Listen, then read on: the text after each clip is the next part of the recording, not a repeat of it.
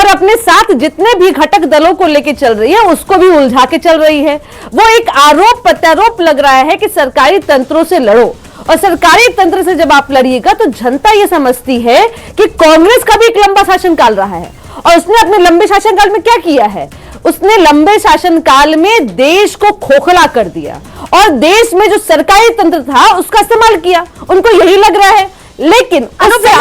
मैं social media ऐसे भी देखूं,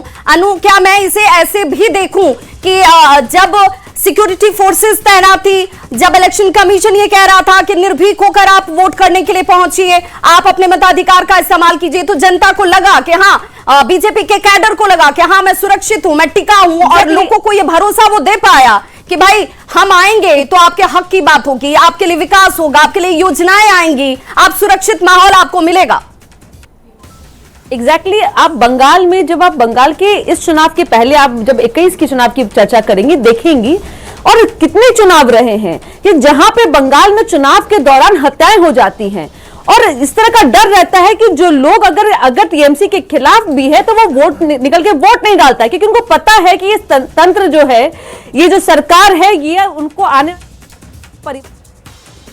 ये कई लोग हैं ऐसे हैं कि जहां पे उन्होंने जो अन्य दलों के कार्यकर्ता है उन्होंने अपने परिवारजनों को खोया है, तो इस डर को जनता ने महसूस किया है। लेकिन इस बार जैसा कि एक सिस्टम था कि और लोगों के बीच में इस आश्वासन था कि आप घर से बाहर निकलिए, इस चुनाव में भागीदारी लीजिए, और भागीदारी का मतलब यह होता है कि स्वतंत्र लोकतंत्र का आप इस्तेमाल कीजिए और अपने मतों का इस्तेमाल कीजिए। और जब जनता ने मत का इस्तेमाल किया है तो देखिए किस तरह से परिणाम क्या मुस्लिम वोटर्स को अगर वो तुष्टीकरण कर रही थी तो यहाँ पर हिंदू वोटर कंसोलिडेट हो गए, और उन्हें भी लगा कि ठीक है हमारे हक की बात कोई कर रहा है, हमें हमारे लिए कोई खड़ा होने को तैयार है, तो हमें अपने मताधिकार का इस्तेमाल करना चाहिए। नहीं, मैं हिंदू मुस्लिम विषय पे कभी नहीं जाती हूँ, और मेरा मानना है कि इस देश में सभी बहुत ही